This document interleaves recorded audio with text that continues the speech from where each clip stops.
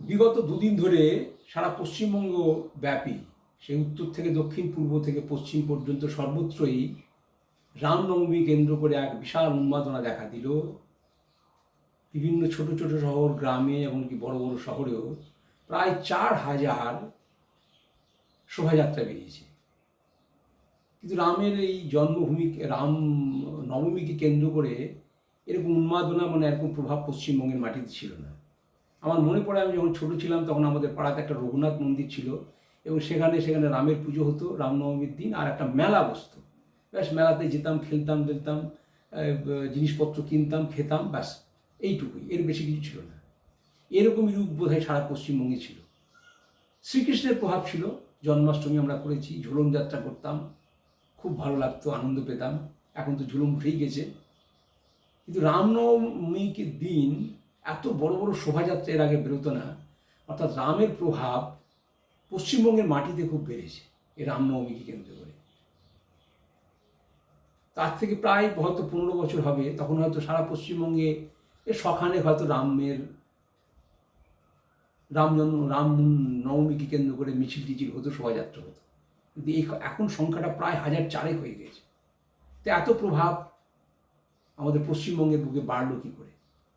এর প্রথম কারণ হচ্ছে রাম জন্মভূমি আন্দোলন। যখন 80-র দশকে রাম জন্মভূমি আন্দোলন হলো, সারা ভারতব্যাপী তুঙ্গে উঠলো, তার প্রভাব পশ্চিমবঙ্গেও পড়েছে, এবং রাম মন্দির আজকে বাস্তব, অযোধ্যাতে রাম মন্দির তৈরি হয়েছে। তাই রামের প্রভাব সারা ভারতবর্ষে পড়েছে, তার থেকে পশ্চিমবঙ্গের বাঙালি হিন্দুরাও ব্যতিক্রম হবে না।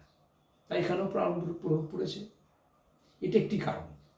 আরেকটি কারণ, এই আন্দোলনটা ছিল একটা ধর্মীয় আন্দোলন। এখানে তো রাজনীতিতে আসার কথা ছিল না, কিন্তু একটি রাজনৈতিক দল এটাকে সমর্থন করেছিল, তারা ফলটা পেয়ে গেছে, যেটা হওয়া উচিত।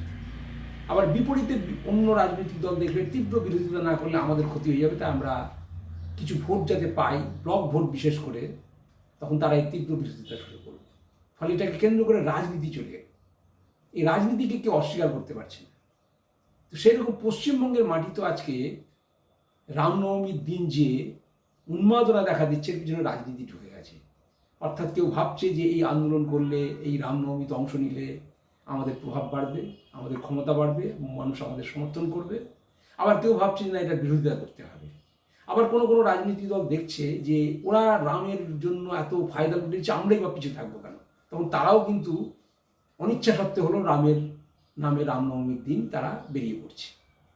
আরেকটি রাজনৈতিক দল আছে, তাদের অবস্থা অনেকটা শাঁখের করাতের মতো। তারা না কিনতে পারছে না ফেলতে পারছে। তারা ধর্ম মানে না, ঈশ্বর মানে না, তারা রাম জন্মকে সমর্থন করতে পারছে না, আবার বিরোধিতাও করতে পারছে না। এখন কেউ কেউ অভিযোগ করে যে রাম আমাদের পশ্চিমবঙ্গের নয়, এগুলো করা উচিত নয়। কিন্তু রাম হচ্ছে ভারতময়, সারা ভারতই রামময়। আমাদের ভারতবর্ষে হিন্দুদের পুরুষদের যে নাম আছে না, প্রতিটি 7 জনের 1 জনের নাম হয় রামের নামে, কৃষ্ণের নামে আছে। আর দেখুন রামের প্রভাব কেমন। আমাদের পশ্চিমবঙ্গে যার নাম রামচন্দ্র, রামকুমার রায় বা দাস, তারাই আবার উত্তর ভারতে চলে যান, বিহার, ইউপিতে, সেখানে রাম সতন, রাম লখন, এরকম নাম। আবার অন্ধ্রপ্রদেশে চলে, সেখানে রামস্বামী। কর্ণাটকে চলে যান, ওখানে রামন। আবার তামিলনাড়ুতে চলে যান, সেখানে রামচন্দ্রন। আবার কেরলে চলে যান, রামানন্দ। তো সর্বত্রই রাম নাম আছে। আর আমাদের পশ্চিমবঙ্গের মাটিতে দেখুন আমাদের কত রাম নাম। রামকৃষ্ণদেব, সাধক রামপ্রসাদ, একজন বামপন্থী নেতার নাম রামচন্দ্র ডোম, একজন ঐতিহাসিক নাম রামচন্দ্র গুহ, রামকৃষ্ণ, নিধিরাম, ক্ষুদিরাম, রামকানাই, রামদয়াল, কত নাম আমাদের রামের নামে আছে। এখান থেকে কি প্রমাণ হয় না যে রামের প্রভাব আমাদের বাংলাতে আছে?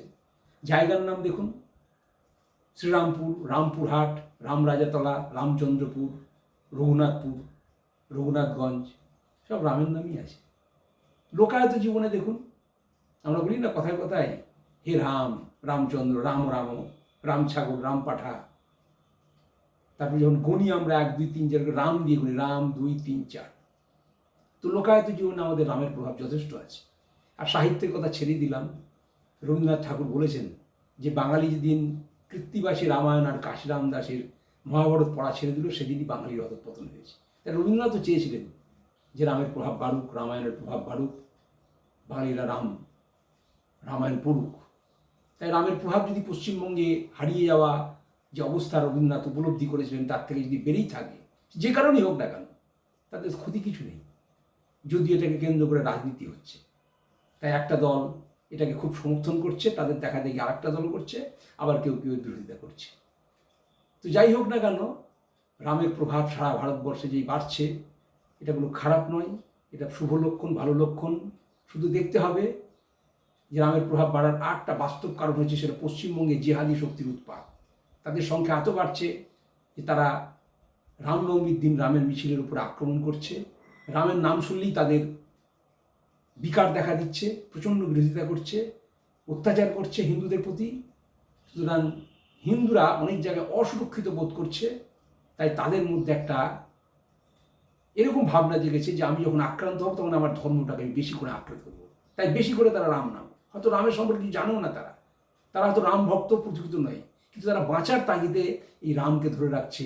তাই রামনবমীর দিন তারা অংশ নিচ্ছে, শক্তি প্রদর্শন করছে। তো সব কিছুর একটা খারাপ দিকও আছে, ভালো দিকও আছে।